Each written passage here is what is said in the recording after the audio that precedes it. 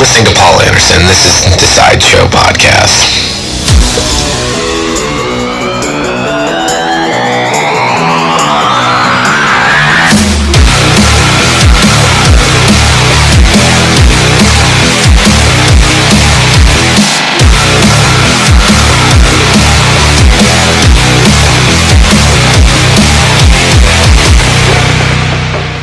Welcome to the Sideshow, and I'm your host, Paul Anderson. Today's show is going to be something a little different, and I'm excited to do it. Today I'm going to be talking a little bit about hobbies and some of the hobbies that I have. I actually love to keep busy and doing different little things, and I felt like this would be a great show to actually kind of talk about them. Some of the hobbies that I usually do, they vary. They're not all realistically in... they don't land in the same category of one another, which is kind of cool. So I love trying to keep doing different little things. I mean, I could be a little tacky right now and go, podcasting is one of my hobbies, which, it kind of is. I like doing this. It's been actually kind of a great experience for me, and definitely jumping forward, it's going to be something that is going to be better and better each episode. So thanks for listening. Like I said, this is the Sideshow PC, and you can get a hold of us actually on Instagram. Our Instagram is Sideshow PC, and we are now on Twitter, which is the same thing, Sideshow PC. And if you want to even shoot me an email having suggestions for any future shows, something that we can change up, or if anything, anybody that has any other ideas, send it on over. It's all good. Our email here is sideshow508 at gmail.com. So this is something that, I definitely want to reach out to people who are listening. We are also on Facebook as well. That's our social media. And so that's what this is about. So hobbies. So some of the hobbies that I really enjoy is... I'll start with my first one. I made a little list here, and I'm going to work through each one and kind of explain, why I feel these hobbies are great for me. And if they interest you, you should definitely experience it. So jumping right into it, the first one is going to be music. I love music. As you can tell in some of my previous episodes, I was and still am a concert go-tour and or attender. I don't know. How would you say that? Attendee, if you will. But yeah, I loved going to shows growing up. Spent a lot of time over at the Worcester Palladium and watching shows and seeing some of my favorite bands. I mean, to this day, bands like Bayside, Lions, Lost for Words, Vanna. Those are some of my favorite bands. Newfound Glory. The list can go on, and I could probably sit here and just recite bands for you. And, definitely loved spending time witnessing some great acts. So after all these years, not only that, I a little bit, like I said in the very first episode, or just kind of give you a glimpse of like what I was into. I did a college radio show, and I had so much fun producing and putting that together for people to listen to, and the reception I got was fantastic. So it was just something that kind of pushed me, not just music, but just kind of pushed me to do this podcast too. So that does kind of go hand in hand, doesn't it? I have an iPod that I love listening to great bands and music. Even growing up, when I was growing up, I listened. Not only did I listen to music, I performed music growing up. I was in almost all the choirs that I had between high school and middle school, and I did actually do a little bit of music, playing with friends and bands and stuff like that. So it was just a little bit of something that truly made me happy. So music is definitely one of the top things I would say is a hobby of mine. My next one I would like to talk about is photography. Photography is kind of cool. I just got myself into this, so I can't really say like, I know anything about it, or I like, before I was taking a lot of pictures on my phone and stuff like that, but I went out and recently I purchased a T6, Canon T6, and I got all the lenses and stuff like that, and just started playing. I would love to learn how to do it even more, and definitely I watch a lot of YouTube and talk to different people and listen to different people about their suggestions on how you should shoot photography, especially with the DSLR camera. And I have fun with that, because between all the traveling I do, when I can, especially between my daytime job. Me and my fiance, we love traveling. I mean, in the last couple of years, we went to Niagara Falls, and we ended up going to Philadelphia, Pennsylvania, which was so much fun. I mean, we ended up seeing so much cool stuff, and we ended up down in Reading Market, and then we also went down to Geno's and Pat's and had some steak and cheeses. That was super fun, and we ended up, we were down in down by the was it the State House, where the Rocky statue was, and we took a lot of tours and stuff. So, I mean, it was very touristy and all that, but I mean, when you're from the Massachusetts area and driving down, I mean, you definitely I took some photos, but I didn't get to take it with my Canon. This was a little bit beforehand, but it was one of those moments where you're like, man, I really wish I had one of these cameras, so I went out and did that. So I think coming up this year, we're talking about taking a vacation, and we're going to be taking a lot more photos. I think it's going to be photo worthy, if you will, and we always try to capture that experience. I mean, photography definitely was one of those things where when I was even in college, I go back to college. I was actually over at Fitchburg State College at the time, and I ended up going to, and this is actually going to be something else from another one of my hobbies, but we were over at the Brimfield Flea Market years before, and I ended up buying a 35 millimeter camera from one of the vendors, and I loved it. I mean, I ended up just sitting there, walking around campus, taking pictures with this 35 millimeter camera with 2 different lenses and flashes and all this stuff. And it was cool. Like, it was something that I really found enjoyable, and I wanted one of these DSL. I wanted a real DSLR camera for such a long time, and I finally got one. So it's like, all right, cool. Now where are we gonna go? So I do throw this out there. If you have any suggestions of places, especially where we're in the Massachusetts area around Worcester, I'm always looking for nice places to actually take pictures and shoot around. And just, I mean, we're from Mass, so it's easy for me to get around the whole state. So I would love to actually take suggestions on that. You got anything? I'm interested. I know that we were looking at it today. Actually, it's funny. We were at Barnes and Noble's looking at some books, and we found one. It was like the most haunted places in Massachusetts, and I kind of digress, but they had a book, and I was looking in the table of content, and there was one actually out. There was a state hospital actually out in Belchertown, and Belchertown is in Massachusetts. It's up by, I think, so it's a little bit on the outskirts of Amherst, but we ended up talking, and I found out that we might actually take a drive out there once I think the weather clears up around here, because right now it's been rather cold, and we'd rather go out and do that type of traveling where it's a lot of outside stuff. We're going to actually end up doing that probably around the spring, so I would love to. I'm going to probably end up shooting around there, and that's going to be kind of fun. So, but yeah, so that's photography for me. The other one this is actually kind of like a guilty pleasure, not even a guilty pleasure. I love it. Coffee. Coffee has become, you'd say coffee, what the fuck is that is that really a hobby? For me, it is. I've actually started collecting some time ago a lot of the different styles of brewing. I mean, it's not just your typical auto drip or your Keurig or any of that crap. I mean, for me, it's having a good Chemex or it's called a vacuum pot, which is pretty much where you take your water and you're gonna warm this water. There's a flame underneath the chamber. You can Google them, and they're online. You'll know what I'm talking about as I describe it. But what you do with this is it's a 2-piece chamber, and you take your water, you put it in the bottom chamber.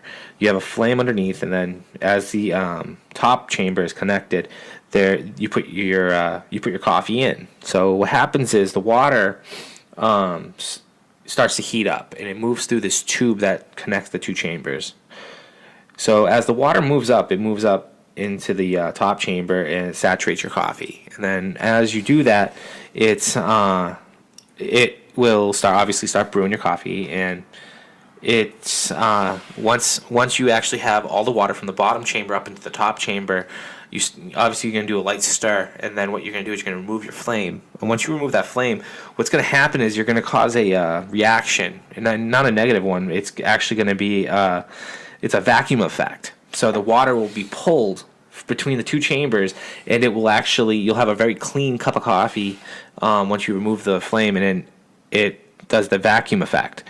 So, that's just one of the reasons why I feel like, coffee is definitely a hobby of mine, because I've collected two of those. I have a percolator. I have a French press, which is fantastic. I love a good French press coffee. And then we found this great roaster actually out of Northborough, Mass, which is called Armenia's Coffee. And Armenio, sorry, excuse me on that one. But they're a fantastic roaster, and we went out there, and they actually sell coffee beans in their natural form, not non-roasted, which is called a green bean. And I ended up buying them, and I got wicked interested in learning how to roast my own coffee and doing home roasting. So ended up getting a couple books and doing some research online and how to do this. And every batch got a little better. I mean, I had a couple rough ones in the beginning, but I mean, as I did it, I really tried finding like the perfect little. I tried finding the perfect balance between everything that I was doing, and I think I'm looking good for it. Doing some in the spring, so I'm excited to do that. I'm going to be making a little trek out to Northborough soon and talk with them and get some good beans. I mean, they'll sell you anything they have. I mean, they have. Jamaican Blue. I mean, those are the island ones. The Maui is one of my favorites. It's very chocolatey and very naturally sweet. They also have, your Konas, your Colombian, your Costa Ricans. They have Arabica. They have everything. I mean, when I say everything, I mean it's what they have in stock. But they have a great quality coffee, and I guess they have a really good master roaster that's there during the week. So at some point, I actually do want to take a trip out there and meet him. He seems like an intelligent dude from the way the employees speak of him. So that's definitely a little bit of a venture I'm going to continue going into. Coffee is definitely one of my favorite things to do. Even playing with like different types of like mixing like the blends of coffee, where you take a certain amount of one kind, we'll say like a Costa Rican, mix it with like an Arabica, and then playing with that was fun. So I ended up doing a little bit of that during the summer, and it was something that I found fun. So that's another one of my hobbies. Antiquing. This is going to be a long one. So antiquing has been one of my favorite hobbies for such a long time, because I actually blame my mom's boyfriend. He actually ended up getting me into it at a young age. He took me out to my first flea market. It was the Brimfield Flea Market in Brimfield, Mass. And he would just tell me about the old days where the fields were filled and all the great experiences they had out there, especially when he used to go with his mom and his aunts and stuff. And you could appreciate it. And like that was the thing, is like I do appreciate the older things in life, like especially like during like the 1920s, 1930s, so on and so forth. I mean, I appreciate that stuff. So a lot of people would typically walk by and assume it's junk or any of that stuff, but if you have a good eye, you'll definitely find a really good find at this particular flea market. But so yeah, like I was saying, he got me into antiquing there, and then I luckily enough for me, my fiance, she really wasn't into it at first, but then as we started dating a little more, it was actually something that we both could really get into. She ended up starting quite a few of her own collections as we dated. She started collecting Wedgwood, silhouette photos, and cameos. Those were her top three. And I know she eventually moved into geodes, or gemstones. So as she did that, I mean, my collections were all over the fucking place. I mean, literally all over the place. I mean, my room is scattered. My room is scattered with different items. I mean, I have bar photos, which I like the glass mirrors, which I love to have. I have a bar right here, actually in my room studio, and I mean, I love Kewpie dolls. I mean, Kewpie dolls have been something that has been. I mean, a lot of people have raised an eyebrow. Kewpie doll, really? But I mean, I like them. They're definitely something really unique, and yeah, fuck it, I collect them. So I have quite a few, and then on top of that, I actually really got one of my bigger collections that what became a diehard on was collecting anything that actually had Pabst Blue Ribbon or any kind of old school beer. It was primarily PBR, Pabst Blue Ribbon, because that was a drink of my choice when I was in college, and I remember hearing stories about how that was like the old school beer, and it's making its rise back. Same with the Narragansetts, the Schlitz, you know. Those were like I guess those were the old school beers when my parents were kids, and that's what they drank. It wasn't so much the Budweisers; it was the PBRs. So I started collecting those. I mean, I have bar lights. I have old menu slips. I have actually a little trailer truck that says Pabst Blue Ribbon. A bunch of bottle openers, and I'm trying to think what else. I'm looking around. Yeah. Well, I also have. Oh yeah, the tabletop lighters. I forgot about that. Oh yeah, I have clocks too for PBR. But one of my other biggest fascinations was, and actually this is before I actually quit smoking cigarettes. I loved collecting tabletop lighters, and the fascination I got from that was my grandmother on my dad's side. She was a smoker, and I remember seeing the tabletop lighter growing up, and it was pretty cool. And I mean, I was always fixated on playing with fire when I was a kid. I mean, I was a little pyro, if you will. But I mean, hey, it is what it is. But like I was saying, I collected tabletop lighters, and I have probably around like 50 or 60 of them. And it was something else to collect. So I have quite a few collections going, and I mean, I could go on about. I collect a lot of Simpsons dolls. I have a lot of liquor decanters. I have a lot of different unique things here. I'm trying to like generalize it for you guys. I mean, a lot of nautical. I have some nautical stuff that I'm really down with. Going back to, I mean, I do have a lot of liquor type memorabilia, which is kind of cool. I also have a few trays of pop culture, like Super Mario, and I definitely have some other beer signs kicking around here, or something that's just plain unusual. I mean, I remember one time I ended up getting like raccoon teeth from a guy at a flea market. Like that was kind of cool too. I mean, but the thing is, I changed up a lot of what I was doing too. I was going to, for a while, I was just going to Brimfield, but then we started making our like I was saying, me and my fiance, we really enjoyed it, so we ended up making our way through a lot of this Sturbridge and around the area, or anywhere that actually where we traveled had an antique shop or an outdoor flea market or even an indoor flea market, and we used to always at least hit it up once, and if it was worth going back to, we definitely returned. I know we ended up going out to, where was it? I'm drawing a small blank right now, and I'll remember in just a few moments. We definitely, where is it? Oh my goodness gracious. Grafton Flea Market we've hit up. That's probably one of my least favorites, but I mean, I'm not gonna hate. I've always ended up kind of finding something kind of unique there. And then there's some times, there's been like last year, I think I ended up hitting nothing. I got nothing there. Oh my goodness. Oh, Rieta. That's what it was. Thank you. All right. So there's another one. It's the Rieta Flea Market. I don't recall the town off the top of my head, and I'm not about to try thinking about it, but we go to there, and we usually have pretty good luck. I remember walking out of there one time with like a lathe and a few other things. But I mean, flea marketing, like I said, is probably one of my favorite. I think flea marketing, but antiquing in general is probably one of my favorite things. I know I always try to expand and look into different things that I'm interested in when it comes down to that particular part of my life. So I love it. So I'm definitely I love sharing it with you guys that this is what I do. we're going to take a quick commercial break, and after that, we'll be back with our next round. Sideshow PC is brought to you in part by Lyft. Make up to $35 an hour driving your car. Sign up to be a Lyft driver today.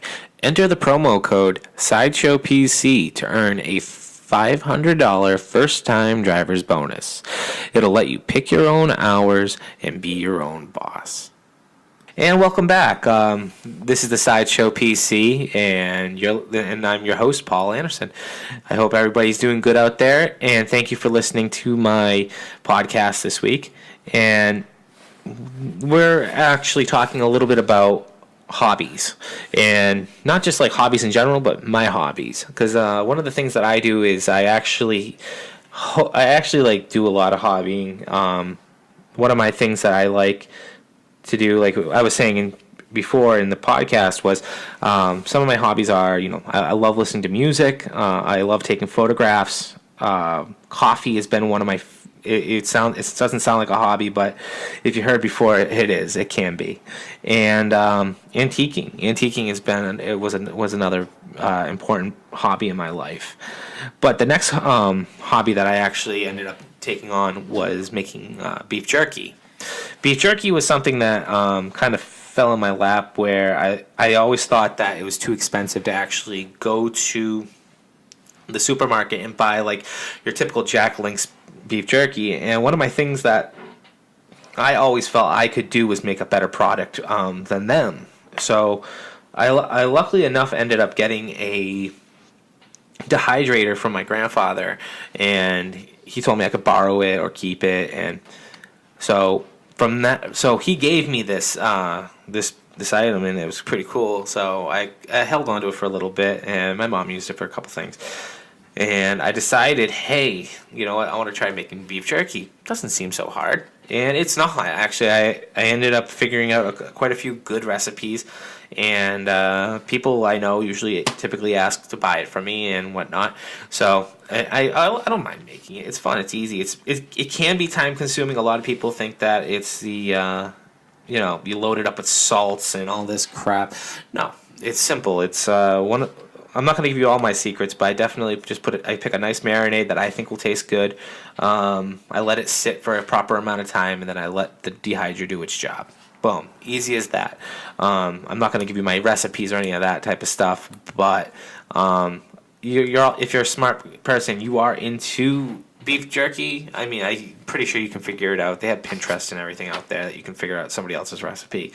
But beef jerky is kind of like, I always thought I could do a better job, and I worked really hard on a lot of my recipes to perfect it. I mean, I remember one time one of the first times when I was doing trial and error, I ended up taking a nice roast, and I thought, hey, it would be a cool idea. You gotta think, I'm about maybe, 20, 21 years old. And I'm like, I'm going to load it up with as much salt as possible. I'm going to load it up with, let me just be honest, it was terrible. And I'm kind of happy I learned a lot of my lessons early on rather than now, because, I mean, shit, if I was eating the amount of salt that was on there, I'd probably be having a heart attack right now. So,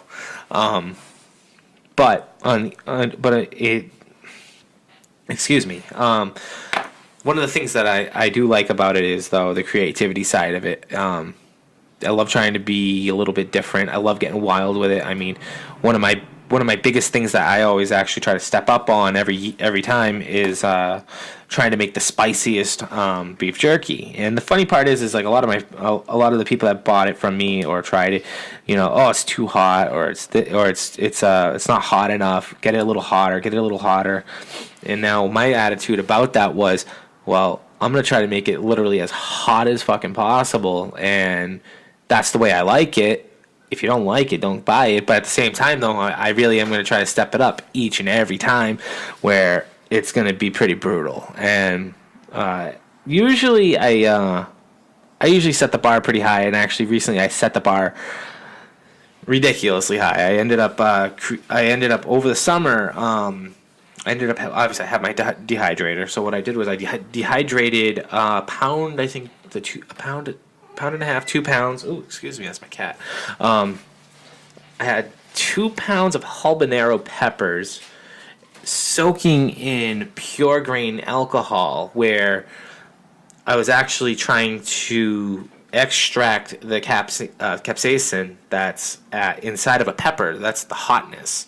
So I did that, and I created an oil that was, it was just pure fire. I can't without going into ridiculous detail. It was pure fire. So we ended up taking that. I took that, pretty much any other kind of hot sauce that I had kicking around my house and in my fridge, and that goes back to, that's one of my other collections is hot sauces. I love hot sauce, but I tried a little bit of this, a little bit of that, and it made you sweat, and it was actually pretty impressive. So I definitely I plan to, the next time I ever do make beef jerky, bring that around. If you're interested, let me know. I usually post over on my personal Instagram when I'm doing that type of stuff. And that my personal Instagram is Bud BUD 53189, and I'm over on Instagram as well. But I mean, at the same time though,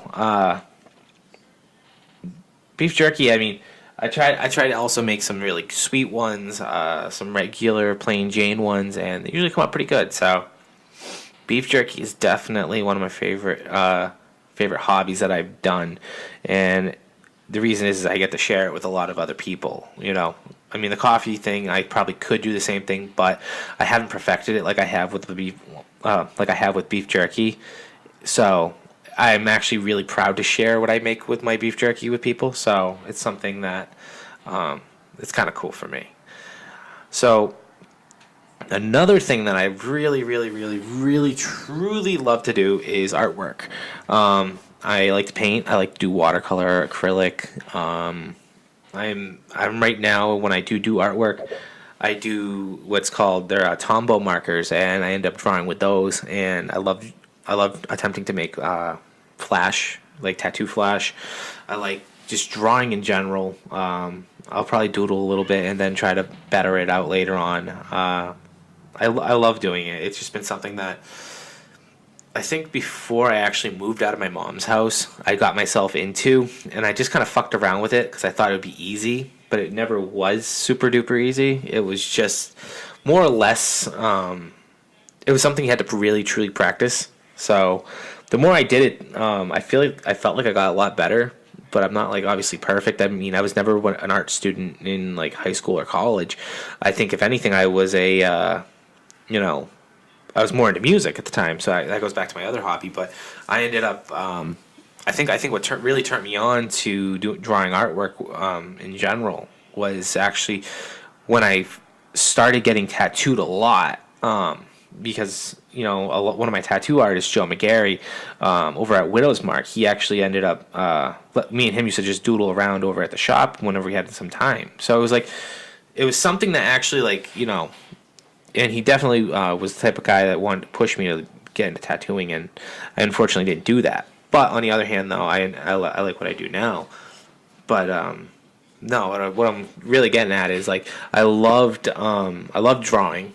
I liked getting myself into it, and I like trying to do something a little bit different than most people. So artwork was definitely a cool way to express it. I mean, I used to wake up every morning and at least try to outline probably like 2 or 3 paintings. And if I was lucky, I even got to finish 1 or 2. So it was like something I mean, it sounds like I was rushing it, but I mean, at the time I was working second shift. So whenever I would go into work. I would go into work at 1:30. So I would wake up probably around 9 o'clock, take a shower, have coffee, get right into painting. Boom, like that. And at that time, my fiance was already at work. So she wouldn't come home for lunch at that one. She was still working out in, I think it was Southborough or something like that, at her other job. So it was kind of nice. So you had a quiet morning, have coffee, do some drawing, and then just relax, and then go do your shift during your day job, which is cool.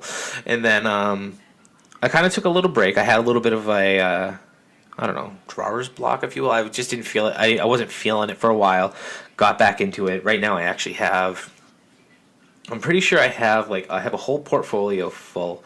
I have 2 books, and I'm actually in the middle of another one now. So I'm doing pretty good, and I'm always continuously trying to make more. Right now, I've kind of taken a little bit of a small break just to kind of refresh my outlook on what I want to draw. I usually pick it up around the summer. Winter, not so much. I mean, I would think I would do it differently, but yeah, it is what it is.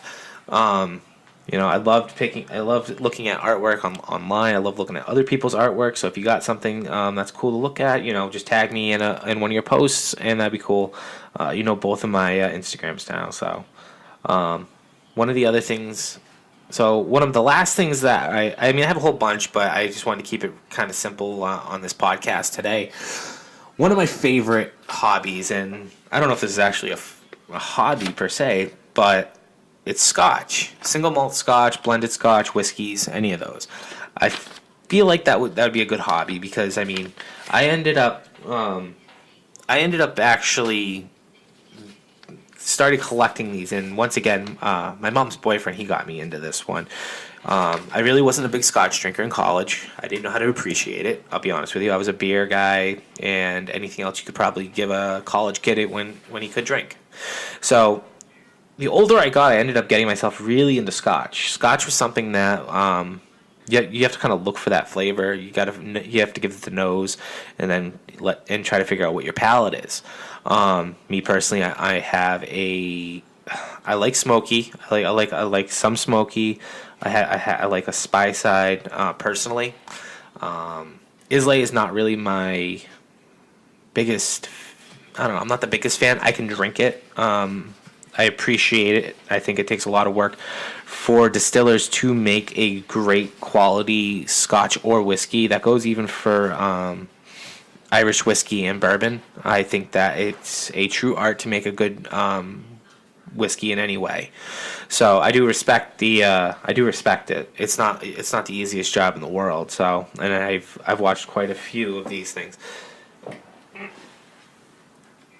Excuse me. Sorry. One of my other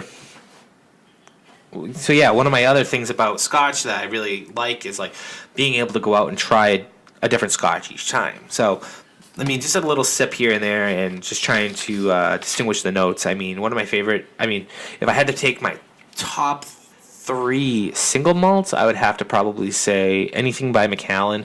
Macallan's been one of my favorite Scotches to date. I'm looking at my Glenrothe. Actually, they make anything by them. Actually, I'm going by brand, not personally by not so much a. I'm going off by brand, not so much a singled out Scotch. No pun intended. And then I think my third one, I'm going to have to say Glenmorangie or Oban. It's either Glenmorangie or Oban. Those two are always a toss-up, but Macallan's always been my personal favorite. Macallan 18 or Macallan 21 is fantastic, but they're very, very... they're obviously much more pricey, but you do get a nice bang for your buck when you do try it. I found a fantastic liquor store actually over the weekend, yesterday, in fact. And I ended up picking up 2 new ones, two new Scotches to my collection. It's called Shieldading. I can't really pronounce it. I'll take a picture and leave it on my post. And then I also picked up a bottle of Johnnie Walker Blue Label. Now, Johnnie Walker Blue Label is a little bit of a unique thing because I'm not the biggest fan of a blended Scotch. I personally like single malt the most, but there's something different about Blue Label, and I know a lot of people are like, Blue Label sucks, or Blue Label's so overpriced, and I'm right there with you. I do think it's a little overpriced, but this place actually had 3 sizes of the Blue Label, and I thought I couldn't pass it up. I've had Blue Label before, and I think it's a fantastic Scotch, I think it's a fantastic Scotch altogether. It's just, it's very hard sometimes, especially when you live check to check, whatever. You can't always spend $200 on a bottle. So it's a treat when you can pick it up for the price that I got it for, and it's definitely well worth the money. And I think that if you've never had Blue Label, you should definitely try it, or you should try it with, and to understand it, you should take the three below it, like the gold label, the gold and the green label, and then pour each one of them. You'll understand and appreciate that Blue Label a lot more. So, another one of my, I mean, if I had to though, Macallan. The Macallan 18, I think, is something that's much smooth. It's smoother. It's not rough on my palate. My fiance actually ended up buying me a bottle of the 17 year, which I think is kind of an oddity, but she found it and she gave it to me for my birthday. I think it was a few years ago, and I fell in love with it. I mean, it's probably one of my favorite scotches that's in my case. I think that I do baby it. I do baby it when I can. I mean, I have a little bit here and there, but I really don't want to just piss through it because, I mean, there's some scotches where you don't feel so guilty because you're like, I can replace that. Well, this is one of those ones where the palate, or not the palate, I'm sorry, the scotch itself is like, I don't see it often on a shelf, a 17-year bottle, and if you do find it, it's definitely worth trying to pick it up. So, and I've never seen it, so that's one of those reasons why I don't want to finish it and then all of a sudden never have it again. Knowing my luck, I probably won't see it for years and years and years. And the Scotch isn't really, this isn't something that's going to get much more popular. I don't know if it's going to get popular or anything like that per se, but hey, I think I picked the right liquor to like. So, but. Yeah, these are some of these are some of my hobbies. I mean, these are things that definitely keep me busy. I love doing them on a daily basis, and I try keeping each one more exciting every time I do it. So, I don't know. That's pretty much my podcast today, and I want to thank you all for listening. This is the Sideshow PC, and if you do happen to have any comments, concerns, you want to get in contact with me, my email is sideshow508@gmail.com. You can also shoot me a message over on Instagram. That's fine. It's under the Sideshow PC. Give me a follow. If you're listening to this on YouTube, definitely give us a like, give us a subscribe, and give me a comment or something along those lines. And I appreciate hearing any good feedback, any feedback in general. I really appreciate you guys definitely taking time to listen to what I have to say. So thank you very much, and I'll see you next week.